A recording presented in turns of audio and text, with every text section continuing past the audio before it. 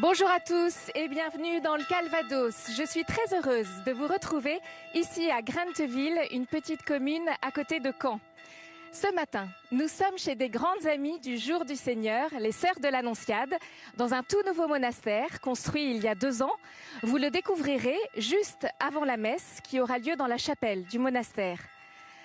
En attendant, je vous propose de faire un détour par l'abbatiale de Conques dans l'Aveyron. C'est une étape sur le chemin de Saint-Jacques de Compostelle. Tout l'été, des guides bénévoles de l'association CASA la font visiter. Regardez ce nouveau volet de votre série d'été, un reportage de Bénédicte Doré.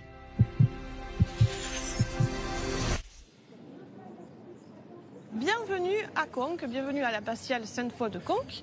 Je me présente, je m'appelle Cécile. Surtout n'hésitez pas si vous avez des questions, des remarques à faire. Si vous visitez des édifices religieux cet été, ouvrez l'œil car vous pourriez bien tomber sur ces jeunes guides de l'association CASA. Âgés de 18 à 35 ans, ils ont choisi de donner 15 jours de leurs vacances bénévolement pour vous faire découvrir église ou abbaye. Cécile habite Marseille. Étudiante en histoire de l'art, elle se retrouve comme guide ici dans l'Aveyron pour la seconde fois. Je me sens ailleurs, vraiment perdue au milieu de nulle part.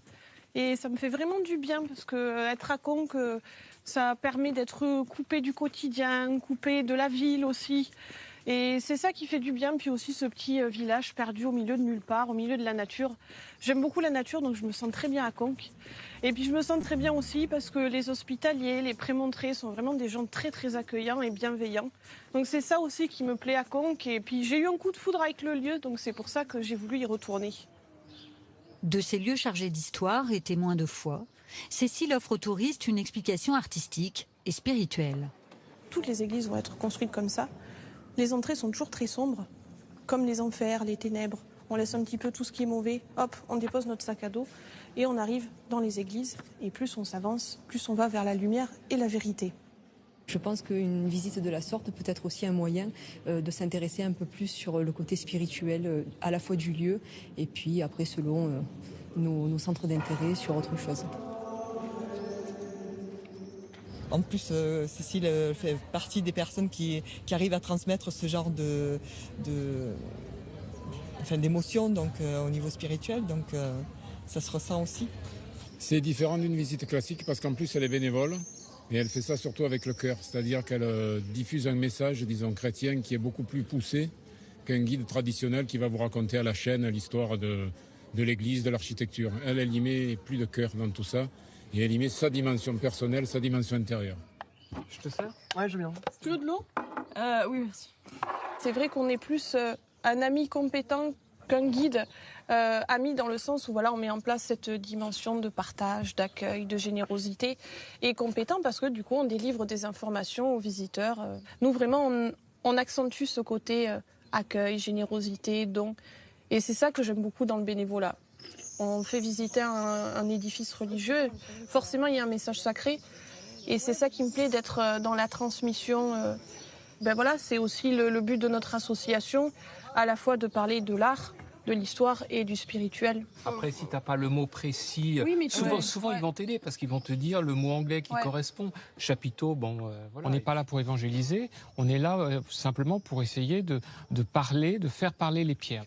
C'est mettre dans le contexte de la construction de ces édifices et également de s'appuyer notamment sur les textes bibliques ou des pères de l'Église ou ce qui a pu être écrit à l'époque pour exprimer cette foi de ces bâtisseurs au Moyen-Âge.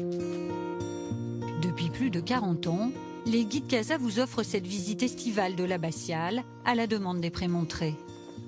Les guides CASA qui sont là pour montrer cette église comme un lieu vivant et un lieu de foi, peuvent justement lui donner son sens profond et non pas en faire une espèce de carte postale du passé, froide, jolie ou fascinante peut-être, mais étrangère à notre monde. Qu'on puisse offrir ces visites comme ça, où juste on est là et si vous voulez, on vous le fait visiter.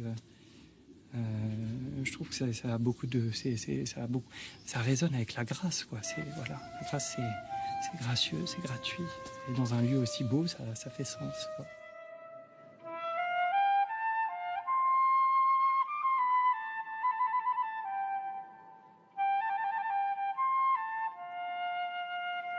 Magnifique abbatiale où l'on peut aussi admirer des vitraux de l'artiste contemporain Pierre Soulages.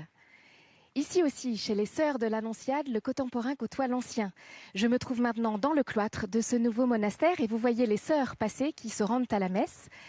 Le monastère a été construit dans le prolongement d'une maison de retraite pour prêtres et c'est ici que le Père Pichard, le fondateur de notre émission, a terminé ses jours. Je vous laisse découvrir le monastère dans ce reportage de François Leroux. Autrefois, les monastères se situaient loin des villes. Il fallait de l'audace pour en construire un nouveau ici en Normandie, à Grenneville, près de Caen. Depuis mars 2016, les 12 Sœurs de l'Annonciade ont inauguré ce monastère, ouvert à tous ceux qui ont besoin d'un havre de paix. Nous voulions nous rapprocher de la ville, être un lieu accessible. Aujourd'hui, tant de personnes ont besoin de lieux comme celui-ci, de paix, besoin de se ressourcer.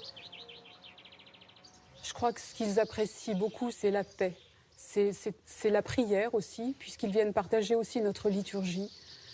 Ils ont besoin de se sentir aussi écoutés. Notre vie contemplative, par définition, c'est une vie d'écoute aussi, l'écoute de la parole de Dieu. Eh bien, écouter les autres et essayer de leur redonner confiance et de les porter dans la prière, c'est important aussi. Dans les moments de détente, ces religieuses aiment se retrouver dans une vie fraternelle joyeuse, comme le signifie leur devise « Vivre comme Marie pour la joie de Dieu ». Pourquoi ne riez-vous pas? Est-ce que cette histoire n'est pas drôle? Si, mais il ne sait pas la raconter.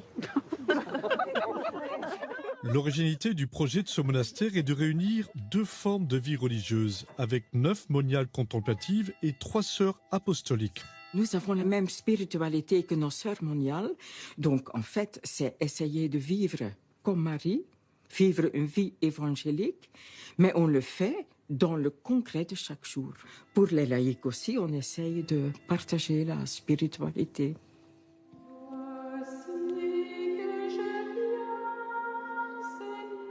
La vie des sœurs s'exprime à travers la prière, la vie fraternelle, le travail et l'accueil monastique. Sœur Thérèse de l'Enfant Jésus a trouvé un moyen original pour répondre aux interrogations des retraitants sur cet ordre marial fondé en 1502. Ce que j'aime particulièrement dans cette œuvre, c'est qu'elle représente particulièrement la spiritualité de Sainte Jeanne de France. Sainte Jeanne de France avait 3 dévotions. Donc, la dévotion à la parole de Dieu, la dévotion à l'Eucharistie et la dévotion au chemin de croix. En France, il existe 4 communautés annonciades où 59 moniales vivent la spiritualité de cet ordre marial. Sœur Marie de la Croix me confiait que la vocation des sœurs, c'est de faire la joie de Dieu et de rendre les autres heureux. Depuis 2 jours, elles prient particulièrement pour vous et elles se réjouissent de nous accueillir. Nous les retrouvons maintenant pour la messe dans la chapelle du monastère, présidée par Monseigneur Jean-Claude Boulanger. Elle est concélébrée par 2 pères spiritains, le père Jean-Pierre Delsarte, aumônier, et le père Francis Zuffré, un ami. Elle est aussi concélébrée par le père Maurice Morand de la paroisse dont le monastère dépend.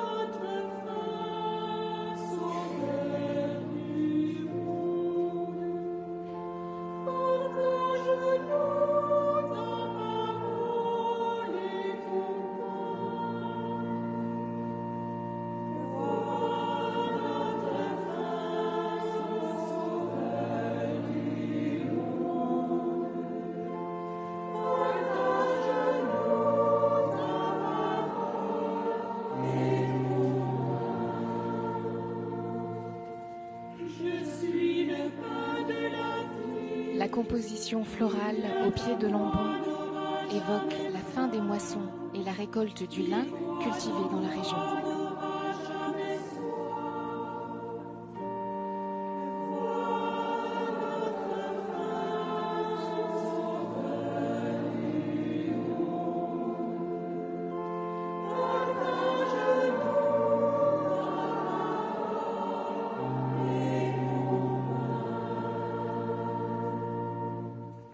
Au nom du Père et du Fils et du Saint-Esprit, Amen. La paix soit avec vous. Et avec votre esprit. Frères et sœurs, présents dans cette assemblée, vous tous, chers téléspectateurs, nous sommes heureux de célébrer cette Eucharistie en présence de nos sœurs du monastère des Annonciades, ici à Grenteville. Dans l'évangile de ce dimanche, Jésus nous invite non seulement à travailler aux œuvres de Dieu, mais à mettre notre confiance en lui. Préparons-nous à célébrer cette Eucharistie en reconnaissant que nous sommes pécheurs.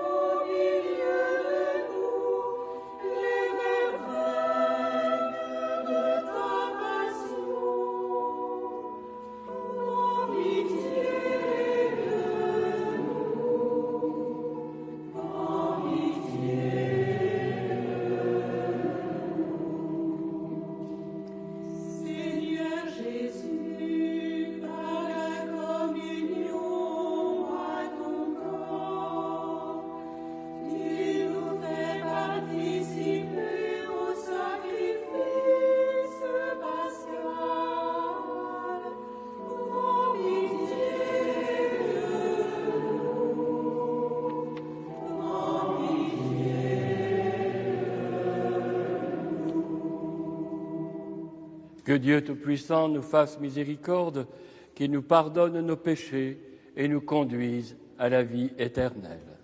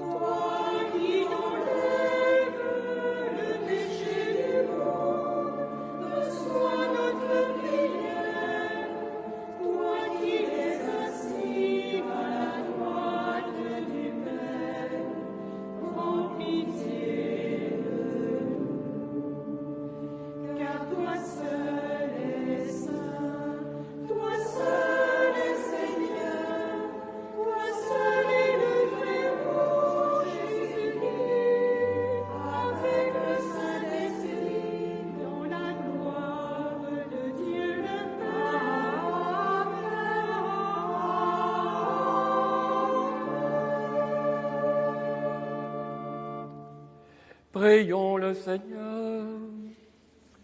Assiste tes enfants, Seigneur, et montre à ceux qui t'implorent ton inépuisable bonté. C'est leur fierté de t'avoir pour créateur et providence.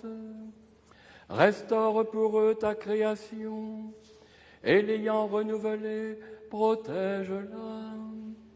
Par Jésus-Christ ton Fils, notre Seigneur et notre Dieu, qui règne avec toi et le Saint-Esprit, maintenant et pour les siècles des siècles.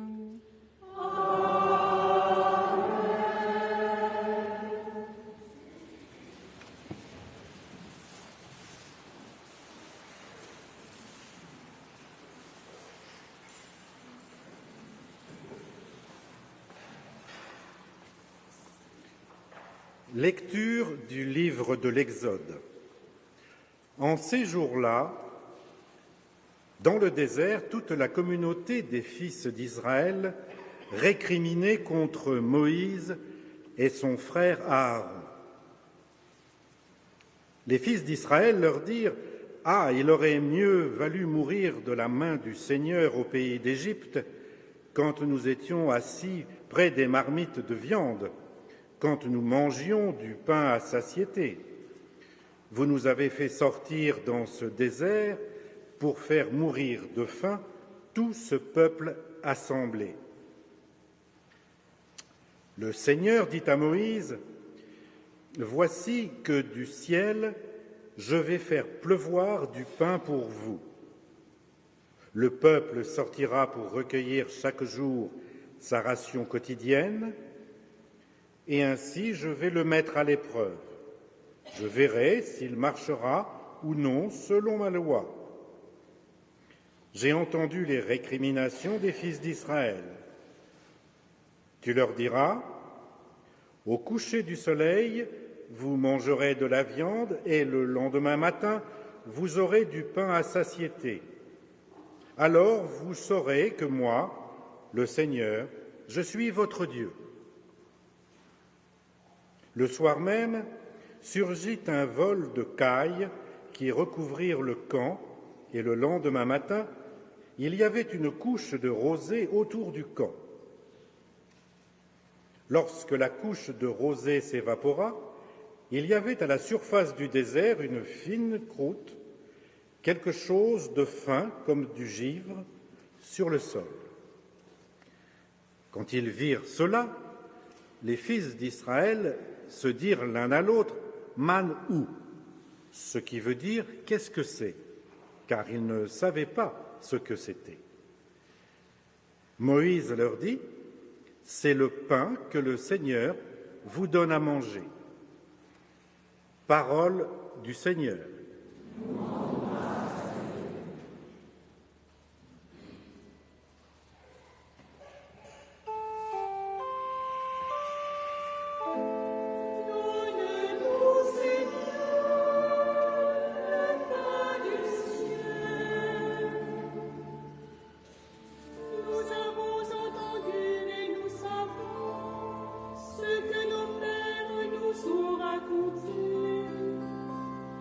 Et nous leur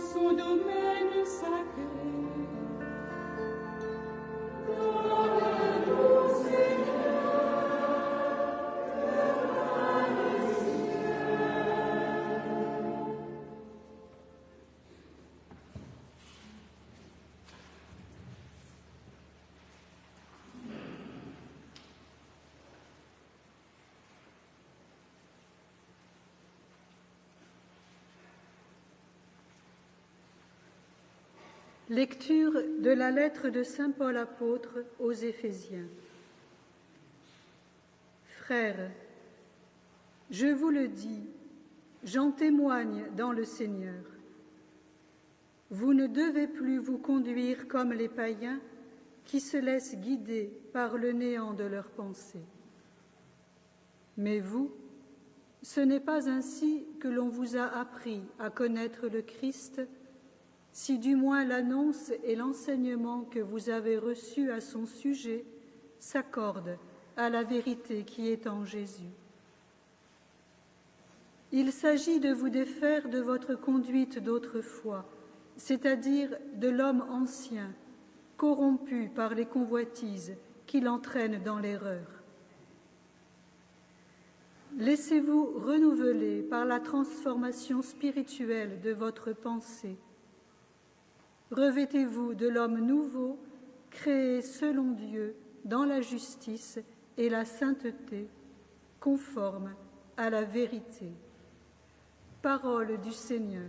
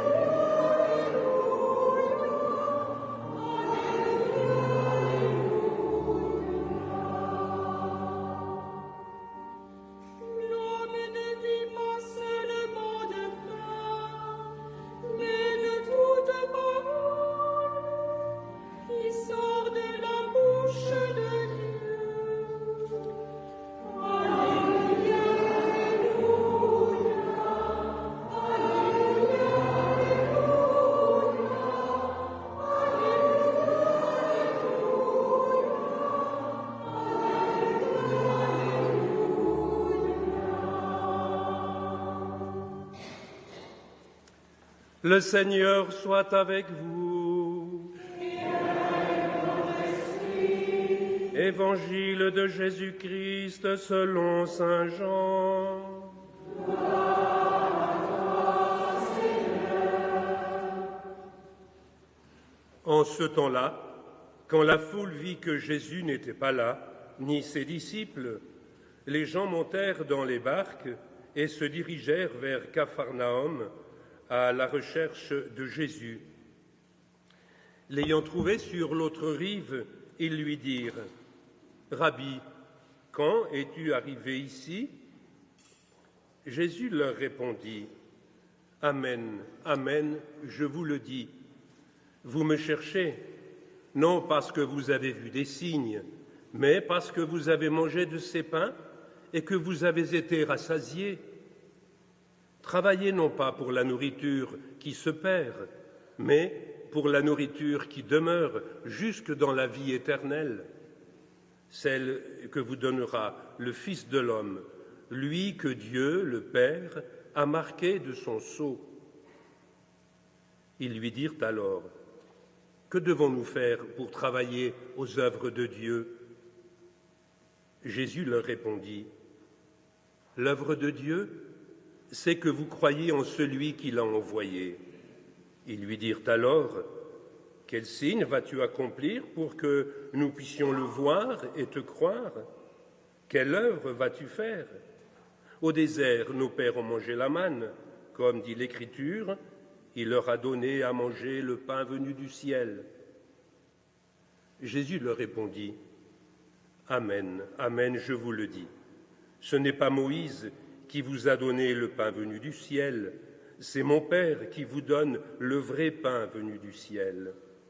Car le pain de Dieu, c'est celui qui descend du ciel et qui donne la vie au monde. » Ils lui dirent alors, « Seigneur, donne-nous toujours de ce pain-là. » Jésus leur répondit, « Moi, je suis le pain de la vie. Celui qui vient à moi n'aura jamais faim, celui qui croit en moi n'aura jamais soif. Acclamons la parole de Dieu. Louange à toi, Seigneur Jésus. C'est Monseigneur Jean-Claude Boulanger, évêque du diocèse de Bailleul-Lisieux, qui prononce l'homélie. Chers amis, du travail en plus. Mais quelle idée! On en a déjà assez de travail sur la terre. Vivement la retraite, disent les gens autour de nous. Et pourtant, c'est bien la question que les gens qui ont bénéficié de la multiplication des pains posent à Jésus. Comment travailler aux œuvres de Dieu? Celui-ci leur répond: faites-lui confiance, croyez en celui qui l'a envoyé. Jésus a raison. La vie, c'est une question de confiance. Nous grandissons dans la vie à la mesure des regards de confiance que l'on a posés sur nous. Si un journaliste avait posé la question à Jésus: « Quels sont vos meilleurs collaborateurs ?»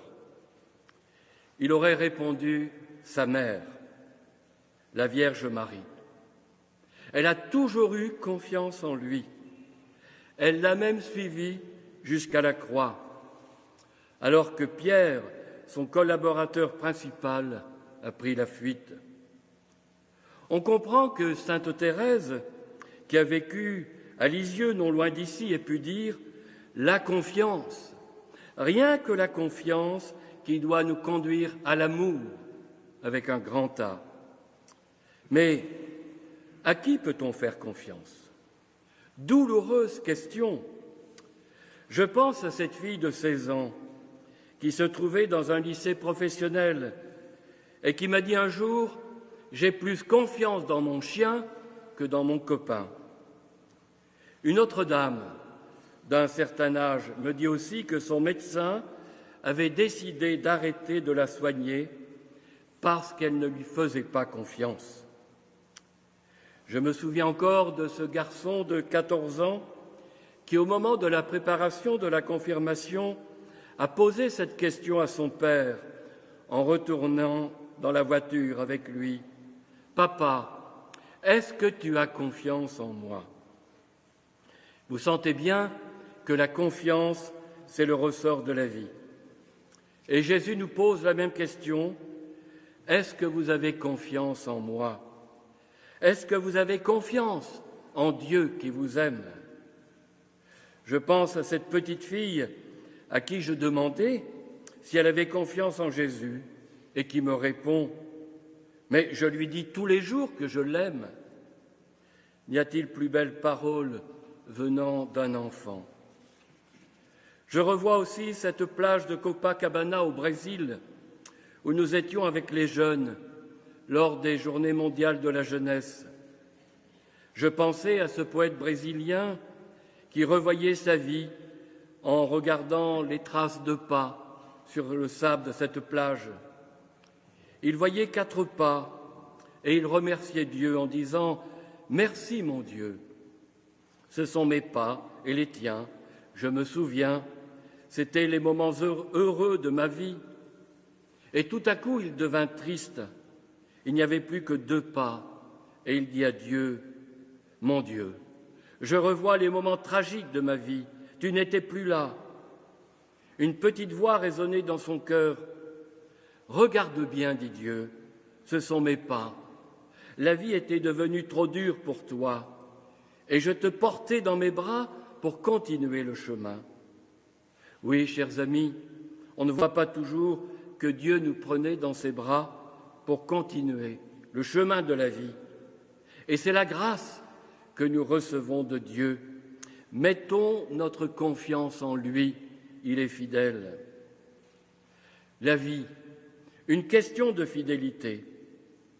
Chers amis, il nous est demandé de tenir bon dans la foi. C'est par votre persévérance, dit Jésus, que vous obtiendrez la vie. Vous qui jardinez, vous le savez, ce n'est pas en tirant sur les poireaux qu'on les fait pousser plus vite. Dans la foi, à chaque jour suffit sa grâce. Dieu ne va pas vous abandonner. Demain, vous aurez la grâce qu'il vous faut pour vivre l'avenir. N'ayez pas peur, dit Dieu. Cela revient 366 fois dans la Bible. C'est la parole que Dieu nous dit chaque matin, même pour les années bissextiles. La vie ressemble à un bouquet de roses. Il y a les roses et les épines, il faut tout prendre.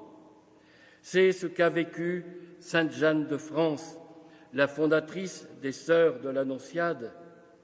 Elle a connu le rejet et l'exclusion à cause de son handicap.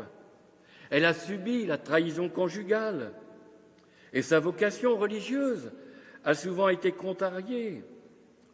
Au lieu de s'enfermer sur elle-même, elle s'est tournée vers les plus abandonnés de la vie. Et en contemplant les blessures du Christ sur la croix, elle a offert à Dieu sa pauvreté. Elle en a fait un chemin de transfiguration. Elle est pour nous un véritable exemple de sainteté. Contre vents et marées, elle a continué à faire confiance à Dieu. Alors, de la vie, nous n'apprenons qu'une seule chose. L'essentiel, ce n'est pas de réussir. Cela ne dure qu'un temps, nous le savons bien. L'essentiel, c'est d'être là en gardant confiance. Et c'est irremplaçable. Ceux qui mettent leur confiance en Dieu sont comme les étoiles au firmament. Même quand elles s'éteignent, la lumière continue à nous parvenir et à éclairer notre nuit. Amen.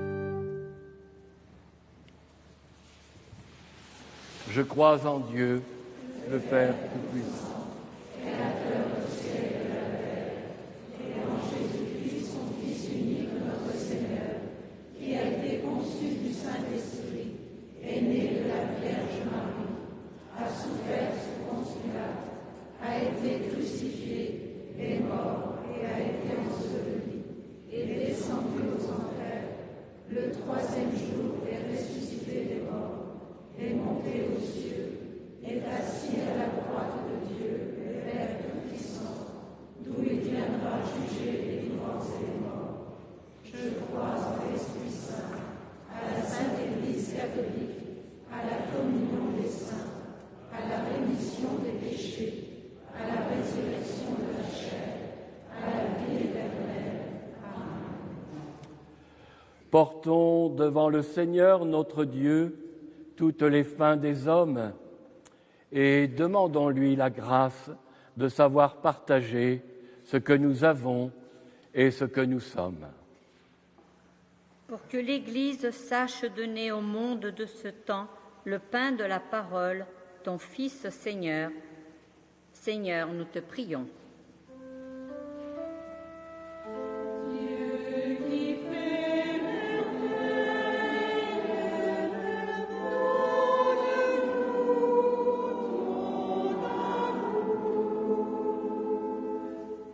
Que toutes les paroles d'encouragement et d'espérance soient porteuses de ta parole de vie. Seigneur, nous te prions. Dieu qui fait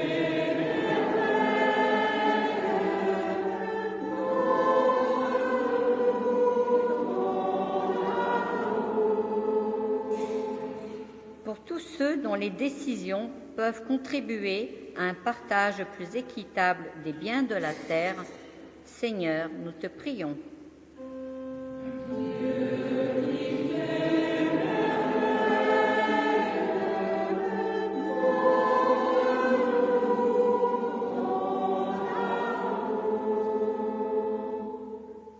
que tous les téléspectateurs qui nous ont rejoints soient réconfortés et portés par la prière de la Vierge Marie. Seigneur, nous te prions.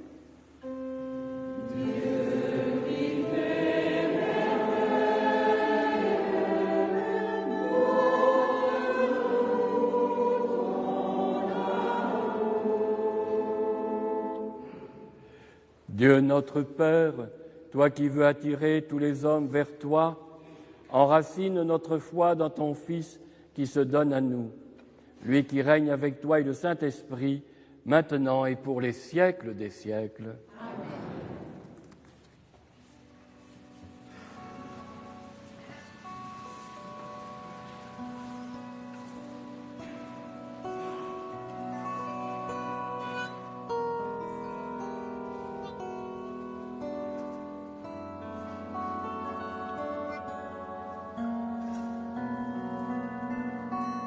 Avec les dons, nous présentons nos vies au Seigneur en ce temps de vacances. Les retrouvailles qui nous réjouissent, mais peut-être aussi la solitude et la chaleur qui nous pèsent.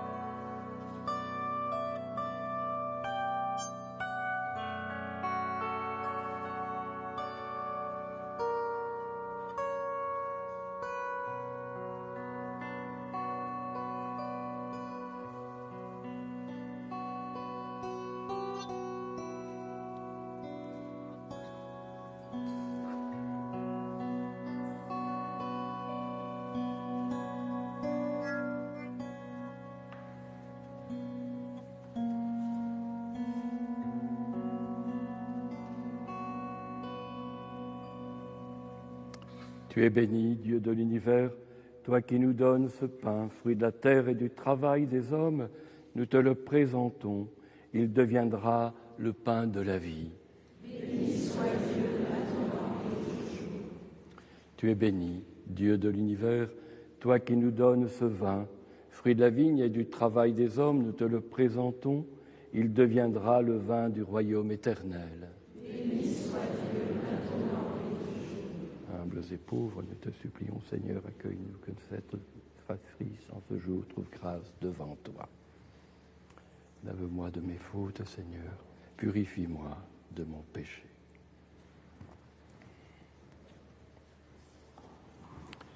Prions ensemble au moment d'offrir le sacrifice de toute l'Église.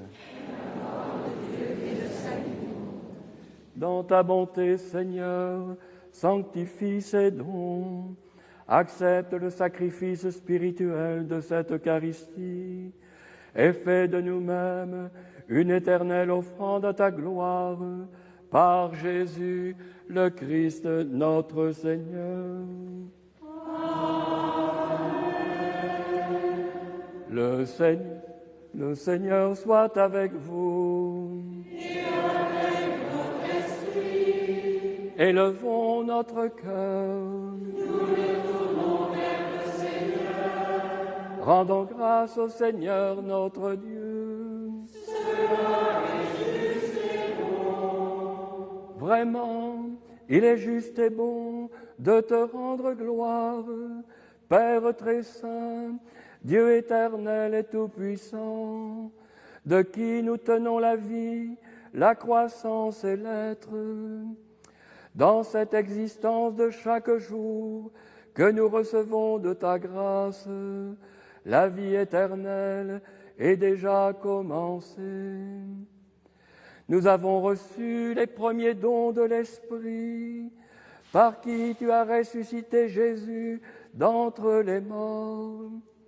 Et nous vivons dans l'espérance que s'accomplisse en nous le mystère de Pâques. C'est pourquoi, avec tous les anges du ciel, nous voulons te bénir et t'acclamer en chantant d'une seule voix.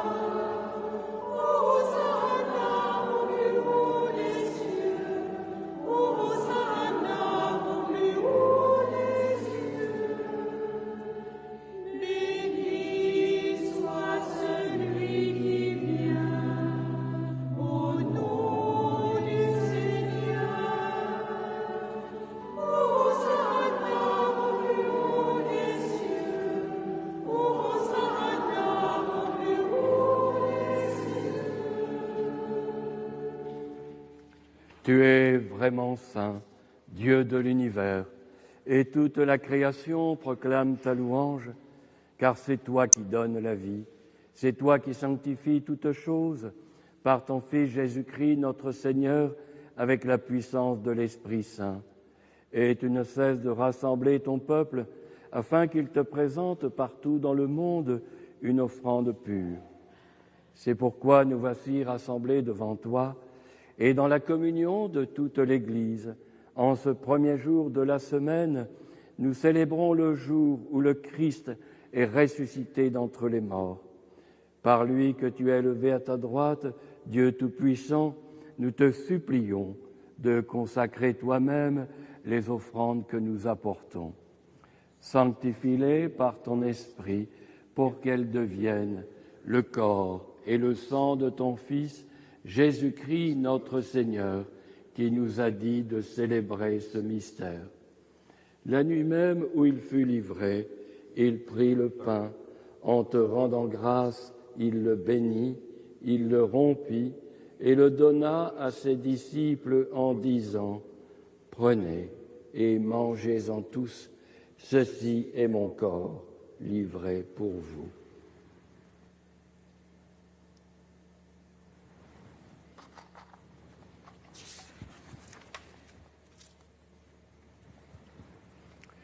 De même, à la fin du repas, il prit la coupe, en te rendant grâce, il la bénit et la donna à ses disciples en disant « Prenez et buvez-en tous, car ceci est la coupe de mon sang, le sang de l'alliance nouvelle et éternelle qui sera versé pour vous et pour la multitude en rémission des péchés. Vous ferez cela en mémoire de moi. »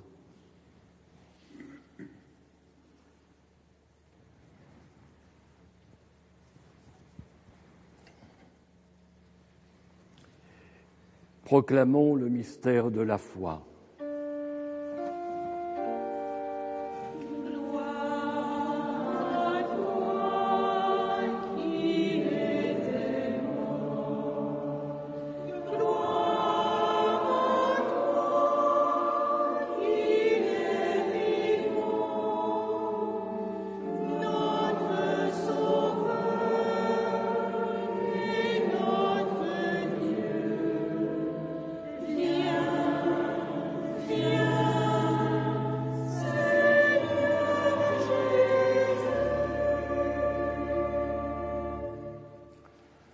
En faisant mémoire de ton Fils, de sa passion qui nous sauve, de sa glorieuse résurrection et de son ascension dans le ciel, alors que nous attendons son dernier avènement, nous présentons cette offrande vivante et sainte pour te rendre grâce.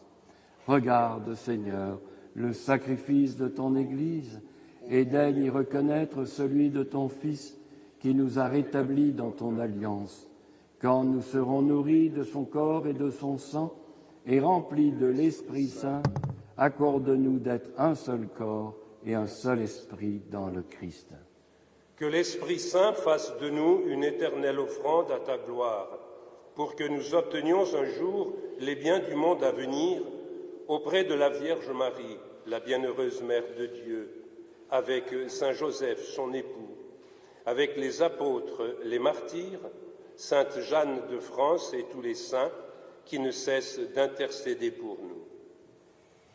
Et maintenant, nous te supplions, Seigneur, par le sacrifice qui nous réconcilie avec toi, étends au monde entier le salut et la paix. Affermis la foi et la charité de ton Église au long de son chemin sur la terre. Veille sur ton serviteur, le pape François, notre évêque Jean-Claude ici présent, l'ensemble des évêques, les prêtres, les diacres et tout le peuple des rachetés. Écoute les prières de ta famille assemblée devant toi et ramène à toi, Père très aimant, tous tes enfants dispersés. Pour nos frères défunts, pour les hommes qui ont quitté ce monde et dont tu connais la droiture, nous te prions. Reçois-les dans ton royaume, où nous espérons être comblés de ta gloire, tous ensemble et pour l'éternité, par le Christ notre Seigneur, par qui tu donnes au monde toute grâce et tout bien. Par lui, avec lui et en lui, à toi, Dieu le Père Tout-Puissant, dans l'unité du Saint-Esprit, tout honneur et toute gloire, pour les siècles des siècles.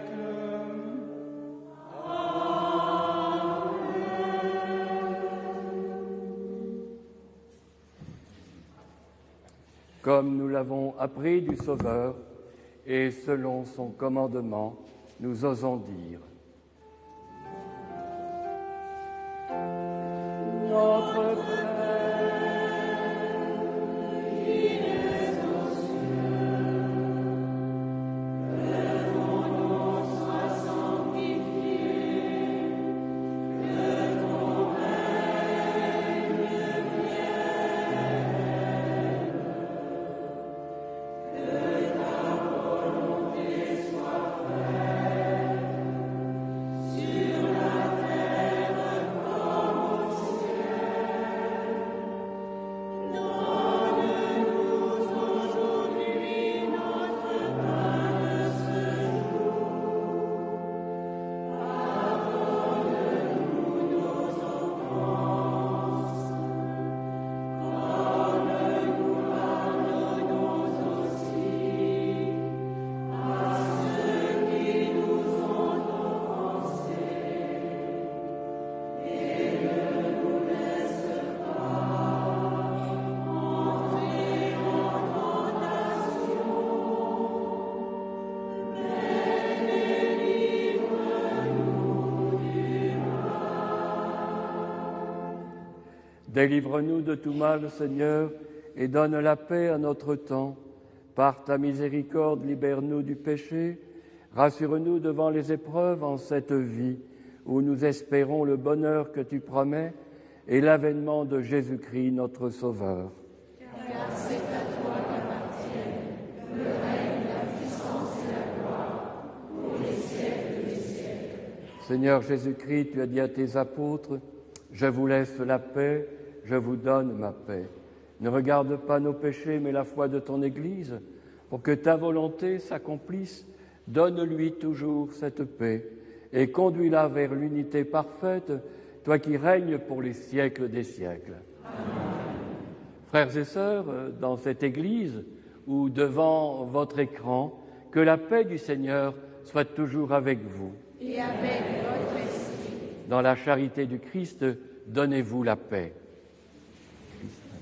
De ce lieu où des personnes viennent chercher le silence et la paix de Dieu, chers téléspectateurs, je vous donne la paix du Christ.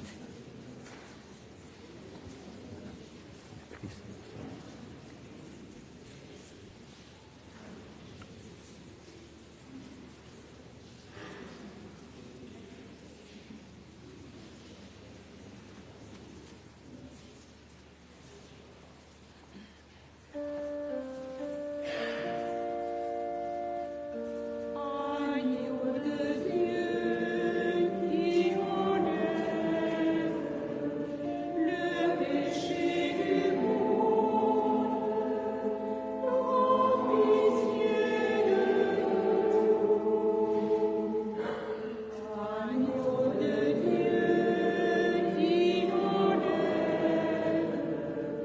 enlève le péché du monde, aie pitié de nous.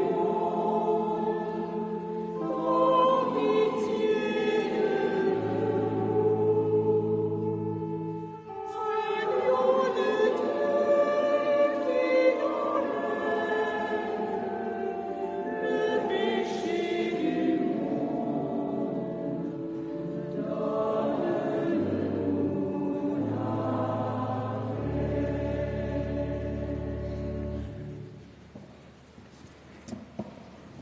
Heureux les invités au repas du Seigneur.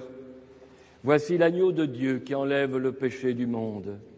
Seigneur, je ne suis pas digne de te recevoir, mais dis seulement une parole et je serai guéri.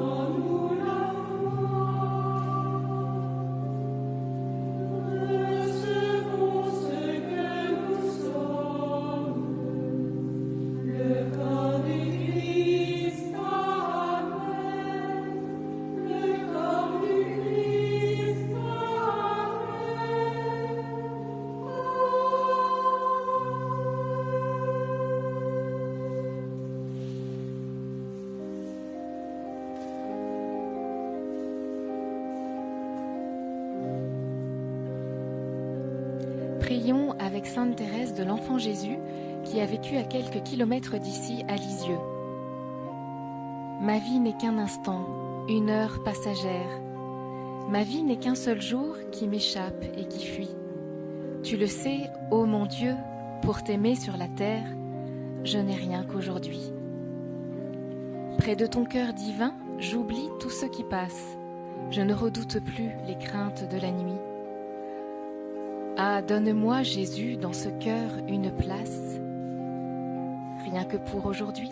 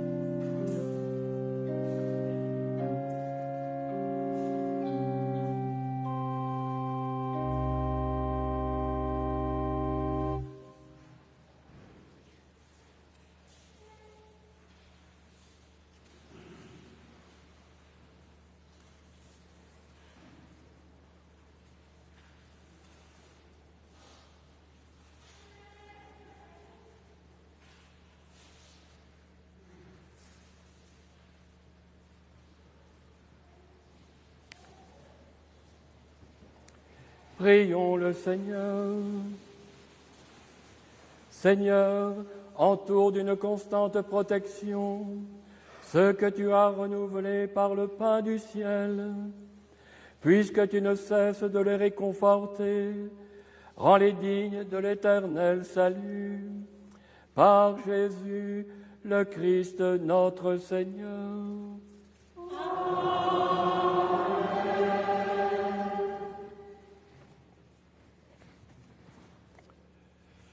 Le Seigneur soit avec vous. Et avec votre esprit. Que Dieu Tout-Puissant vous bénisse, le Père, le Fils et le Saint-Esprit. Amen. Allez dans la paix de Christ. Nous rendons grâce à Dieu.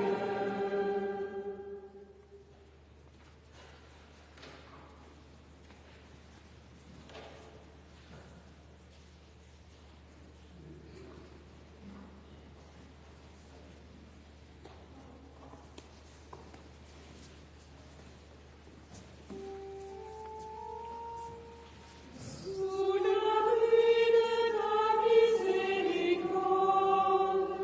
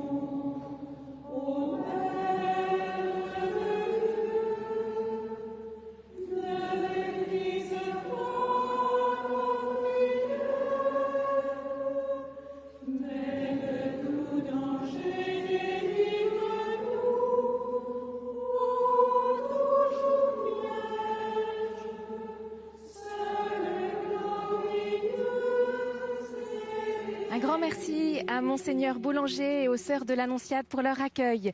Dimanche prochain, la messe sera célébrée en direct de l'église Notre-Dame du Faouët dans le Morbihan. Et tout de suite, Valérie Manuel vous emmène sur les traces du peintre Le Caravage dans la très belle ville de Rome. Je vous souhaite un très bon dimanche et un bon documentaire.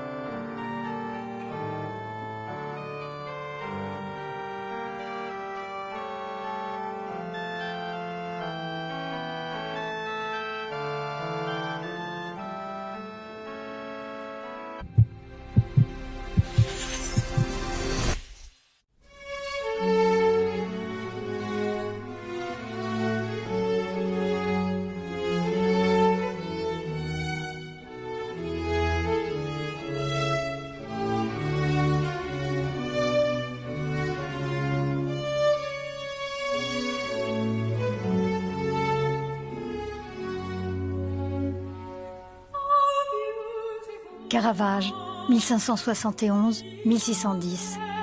Caravage est arrivé dans l'histoire de la peinture pour crier une réalité que l'art n'avait jamais encore dévoilée. Il montre que les pauvres, les sans-gloire, ont eux aussi droit à la lumière. La violence, il connaît, et la peste, il connaît aussi, puisqu'elle a frappé en cette fin du XVIe siècle son père et l'un de ses frères. Très jeune, il a quitté son village de Caravaggio pour venir à Rome se mesurer au plus grand. C'est vraiment extraordinaire de penser que le Caravage, dans cette toile, je vais dire toute simple, exprime de façon irradiante que Dieu s'est fait homme et qu'il est né d'une femme.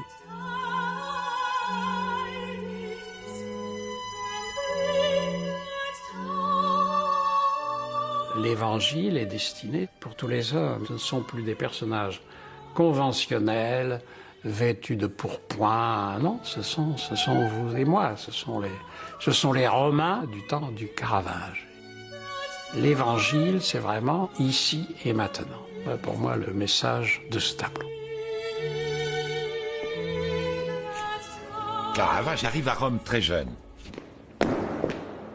Il débarque dans une ville qui est la capitale du monde, qui est toujours la capitale du monde. Il ne faut pas l'oublier, parce qu'elle est la capitale de la civilisation et la capitale de la religion.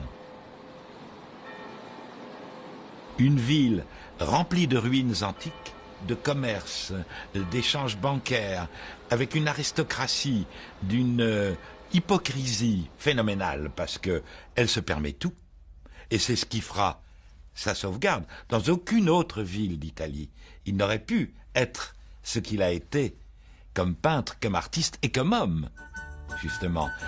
Que à Rome, il ne pouvait l'être qu'à Rome, et où il y avait aussi une bien plus grande liberté, malgré la présence, justement, du Vatican et du pape.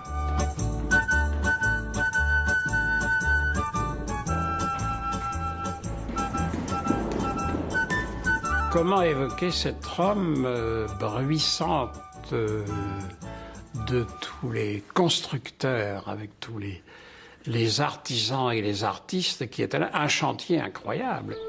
Cela a été vraiment un moment étonnant par rapport à ce qui se jouait à ce moment-là, qui au fond était le passage d'un âge à un autre. Alors naturellement, dans ces moments de l'histoire de l'humanité, il y a toujours ceux qui sont viscéralement attachés au passé et puis ceux qui sont au contraire tournés vers l'avant. La bonne fortune au fond du Caravage a été d'entrer en relation avec des cardinaux qui étaient tournés vers l'avenir.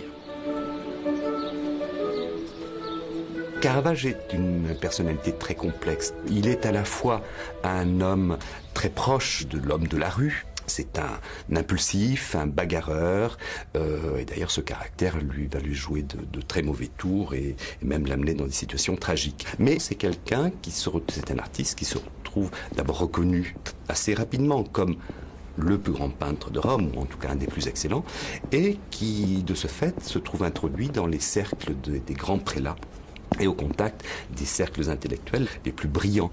Tous ces grands princes qui avaient des palais logeaient des artistes et les protégeaient.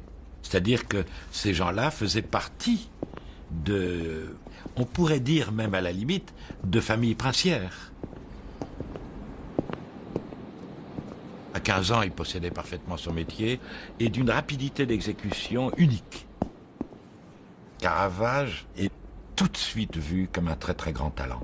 Il amène quelque chose de tout à fait haut, de tout à fait nouveau, et ces grands amateurs de peinture à Rome, ces grands princes, que ce soit Borghese, que ce soit Aldobrandini, tout ça, savent très bien ce que c'est que la peinture et voient immédiatement la nouveauté que Caravage apporte. Il a fait des tableaux de commandes, il a fait beaucoup de fruits, de corbeilles de fruits. D'ailleurs, il a dit à ce sujet que c'était aussi difficile de peindre une pomme qu'un être humain, hein, de peindre une corbeille de fruits qu'un être humain. Il dit que ça fallait autant de travail, autant de temps. Il y a dans sa peinture quelque chose qui, à mon avis, est propre au dessin. C'est-à-dire que dans le dessin, il y a quelque chose des origines, quelque chose de profondément, qui est un peu le signe de l'homme, si vous voulez, comme c'était l'empreinte de l'homme dans le dessin. Un ancrage direct entre la pensée et la main. D'habitude, c'est le dessin qui offre ça. Cette chose très directe, très sensuelle et tout ça. Et lui, paradoxalement, parce qu'il se passe du dessin, sa peinture est nourri de ce qui d'habitude, à mon avis, passe par le dessin.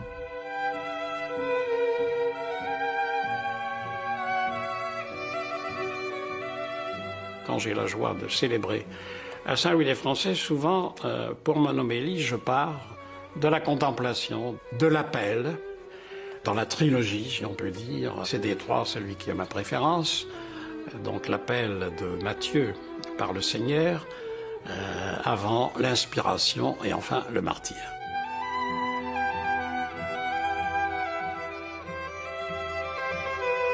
Le Christ appelle Matthieu, mais il l'appelle de manière très particulière. Dans l'histoire de la peinture, on n'avait jamais vu ça. Il est dans une salle où on est en train de dealer des affaires d'argent, il y a des pièces, et Matthieu est là.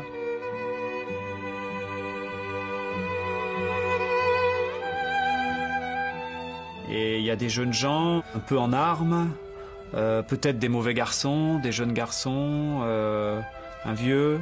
Voilà, c'est-à-dire Matthieu est complètement dans la vie. Il est pas dans la rue, mais enfin, il est avec des gens et pour ça finalement que le Christ vient le chercher. Enfin, c'est un peu ça que dit le tableau aussi.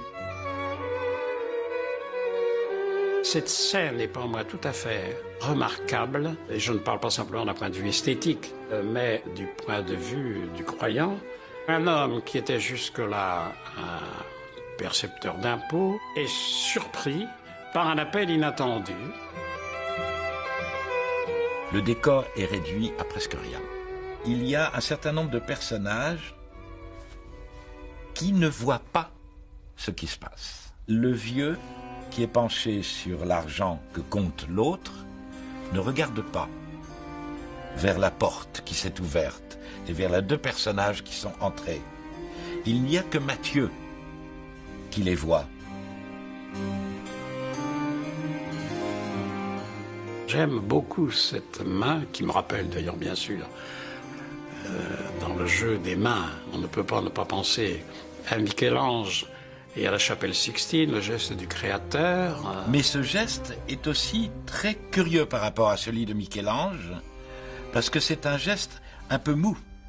Cette main est une main qui s'abandonne dans le geste et qui donne l'idée de quelque chose de, je ne dirais pas de faible, mais de sans force.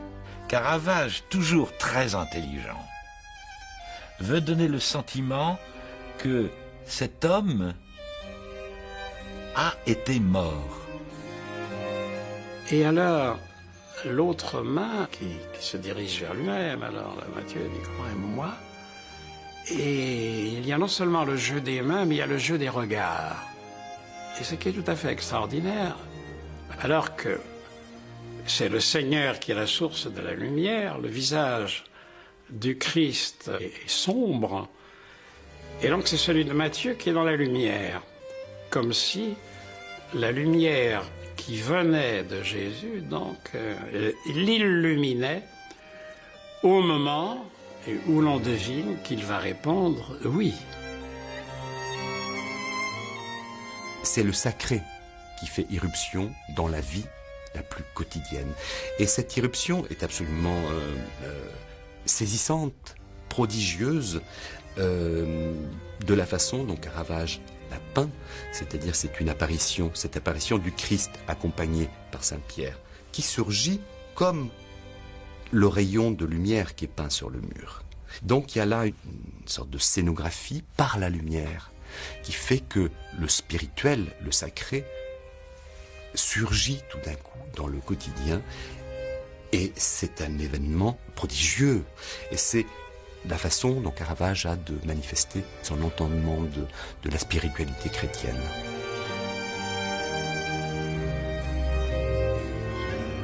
Le Christ du Caravage, ici, dans la vocation de Saint Matthieu, n'est pas si éloigné du Christ de Pasolini. Et il l'a choisi pour son visage un peu émacié et extrêmement sérieux. Hein. Et celui-là n'est pas très loin. Je me souviens de mon émotion quand est sorti ce film de Pasolini. Et j'étais très touché par cette force, je vais dire presque cette violence de Pasolini, mais qui transcrit au fond la violence, si je puis dire, de l'évangile de Matthieu. Il y a quelque chose de très profond qui les unit l'un et l'autre et que ce Caravage-là de Saint Matthieu évoque.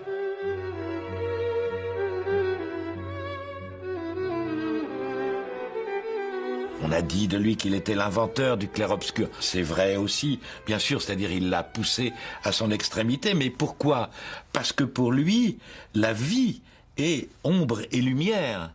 Ce n'est pas la réalité de la lumière qui est aussi ombre, c'est tout est ombre et lumière.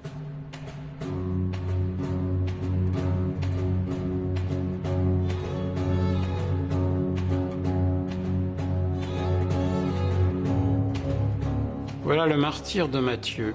Le Matthieu est terrassé, mais la grâce le transfigure au point que sa lumière éclaire celle de son bourreau.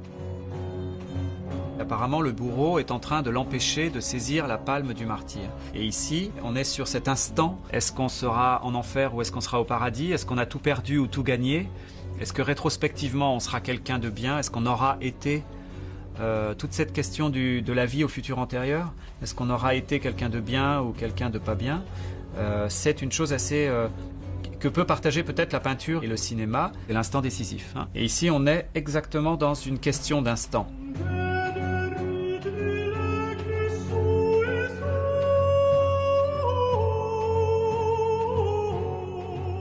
Matthieu est encore vivant, il vient d'être blessé, il y a du sang sur sa tunique blanche.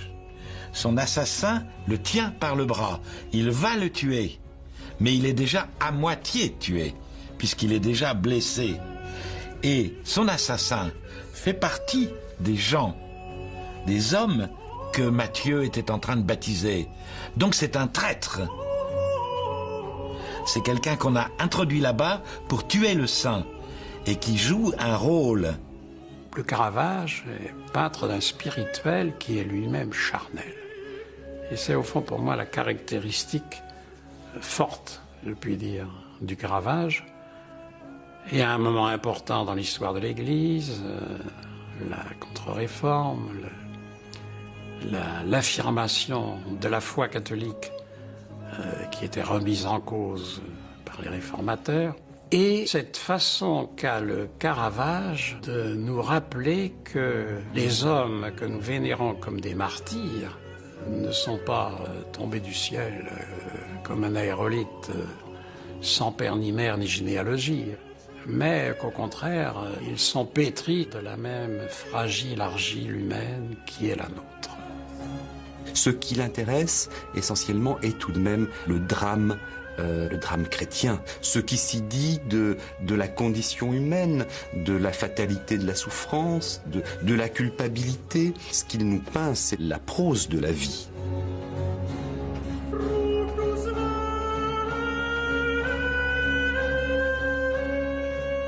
Dans Dans le fond de la scène, nous avons un autoportrait qui est très poignant, on va dire, parce que l'expression de ce visage semble très douloureuse. Caravage se tourne vers la scène du meurtre, comme pour dire « j'y étais ». Il est là et il semble nous dire, mais ce que vous voyez là, ce n'est pas un fait divers, c'est quelque chose qui vous concerne, vous et moi. Et nous sommes partie prenante. Et voilà la façon, me semble-t-il, dont le Caravage signe ses œuvres. Discrètement, mais clairement. C'est un opéra. C'est un drame d'opéra. C'est Tosca. Et puis, cet enfant, qui est quoi? Qui est le chant. Il est le cri, mais il est le chant. C'est lui qui chante l'opéra de ce tableau et qui chante le geste à la fois de frayeur, de mort, de transfiguration. Et bon, c'est une immense mélodie qui se diffuse partout, qui est faite de quoi? De la matière de l'acte criminel.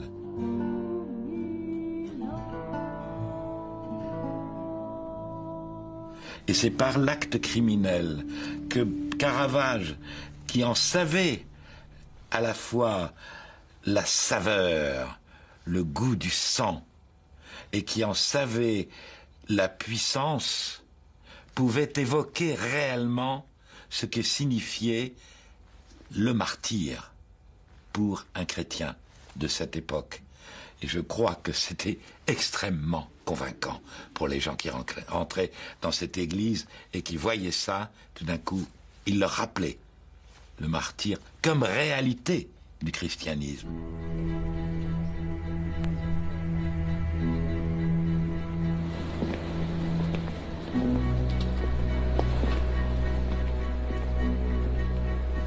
Ce Matthieu lui a valu une notoriété tout à fait extraordinaire. Et il a été considéré comme le Magnus Pictor in Orbis, donc le grand peintre dans la ville. Et ce qui, à peine quelques mois plus tard, lui a valu une autre commande prestigieuse pour la Santa Maria del Popolo. C'est donc Paul au chemin de Damas. Tout le secret du tableau est dans le cheval, bien sûr. Le cheval qui lève son antérieur droit pour éviter de marcher sur l'homme qui est tombé. L'illumination, c'est l'homme.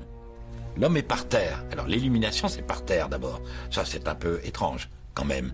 Ça lui a été reproché, évidemment. Cette lumière qui émane du corps lui-même de Paul et qui est comme, non pas foudroyé, mais illuminé de l'intérieur par quelque chose. Et ses bras, ses deux bras, sont comme un accueil de quelque chose d'invisible qui est la lumière qui émane de lui-même. Mais c'est un accueil d'amour, c'est-à-dire c'est un geste d'amour. Il a voulu montrer que l'amour de Dieu est un amour tendre. C'est profondément chrétien. Le tableau du Caravage est absolument sublime. Moi, c'est celui que je préfère pour plein de raisons. Surtout parce qu'il est incroyablement plein. Il est plein comme un œuf. Hein. C'est-à-dire qu'on ne comprend rien. On ne comprend absolument pas pourquoi ce personnage peut se tenir avec ses bras-là sous un cheval énorme. C'est vraiment très étrange. La force de cette lumière est, j'allais dire, plus qu'un flash, enfin, comme un éclair. Alors qui fait que le malheureux Paul à terre devient aveugle. Et il retrouvera la vue quand, en suivant les inspirations qui lui viennent du ciel, il ira donc à Damas, et il sera baptisé. Au moment même où il est baptisé, ses yeux s'ouvrent à la lumière. Il y a là une leçon théologique d'une profondeur merveilleuse. Il n'a pas pu ne pas avoir ce tableau dans la tête toute sa vie, Pasolini, parce que la conversion de Saint Paul, pour lui, c'est une chose fondamentale. Saint Paul, c'est un film qui n'a jamais pu tourner. Et lui dit que ma vie, c'est comme Saint Paul au moment où il tombe de cheval.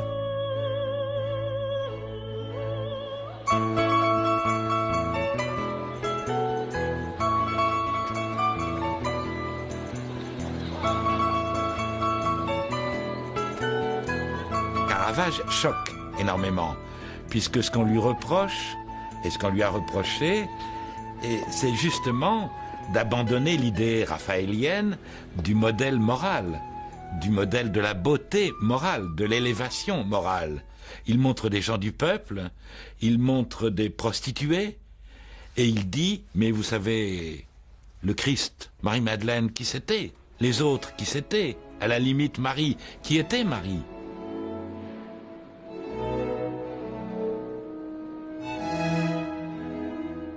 La mort de la Vierge, ce tableau ne pouvait qu'être refusé, c'est évident. Il en rajoute, enfin. Il est très difficile d'imaginer la mort de la Vierge, mais il est facile d'imaginer que les contemporains de Caravage ne l'imaginaient pas de cette manière. On l'a accusé d'avoir choisi une prostituée, quelquefois on a dit qu'elle était noyée, qu'elle avait le ventre gonflé, ou qu'elle était malade, qu'elle avait les jambes nues. Ouais, c'est les raisons que l'on a données pour le refus. Que les gens autour étaient vraiment pour des apôtres un peu minables, vraiment. En fait, moi, j'avais le sentiment, je trouve que c'est une chance qu'il ait refusé, parce que comme ça, nous l'avons au Louvre. C'est un des plus beaux tableaux du Louvre, donc c'est une grande chance pour nous. Il montre tout simplement un cadavre de femme entouré par des hommes et des femmes qui pleurent sa mort. Ce cadavre est montré de la façon la plus prosaïque, la plus directe. On voit que c'est un cadavre, il a le ventre gonflé, elle est décoiffée. Nous sommes confrontés à une image de la mort réelle, de la mort physique, de qu'est-ce que c'est qu'un être humain mort.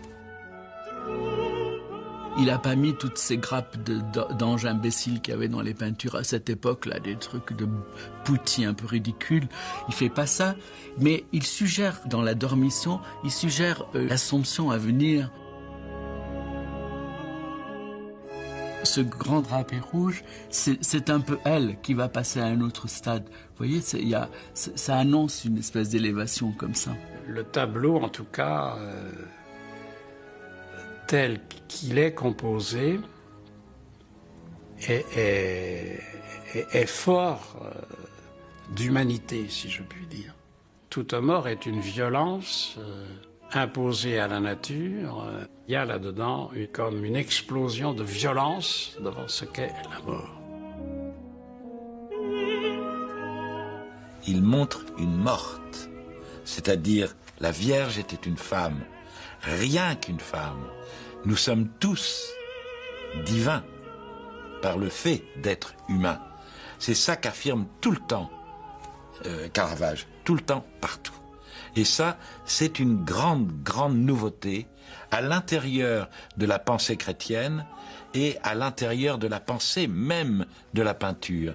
C'est ça qui rend Caravage et qui fait de Caravage sans doute le premier peintre à avoir affirmé que le christianisme, que la pensée chrétienne pouvait être réelle. Et ça bouleversait la donne.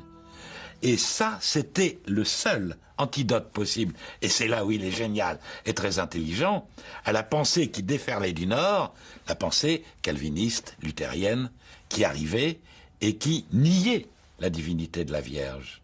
Lui, il ne la nie pas. Il dit, mais non, nous sommes, nous, des êtres divins, parce que nous sommes des hommes.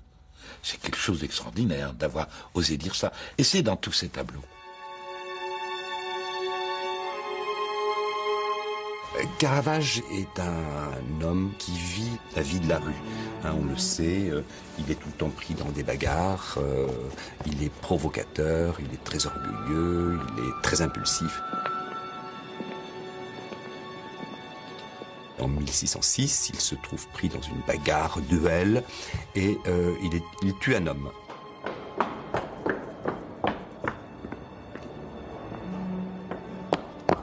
Il s'est battu en duel avec ce Ranuccio Tommasini.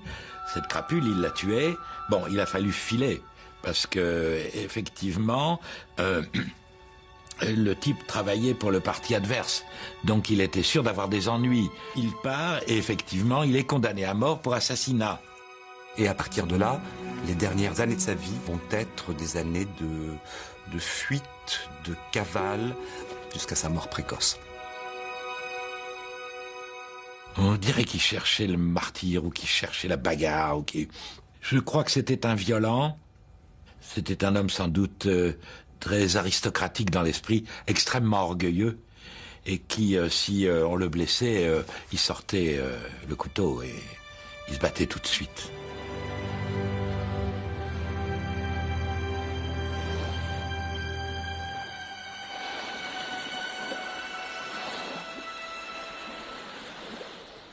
Il voudra toujours, après quand il sera obligé de quitter Rome pour ces raisons criminelles, il aura toujours la hantise et la volonté de revenir à Rome. Le drame de Caravage, c'est Rome.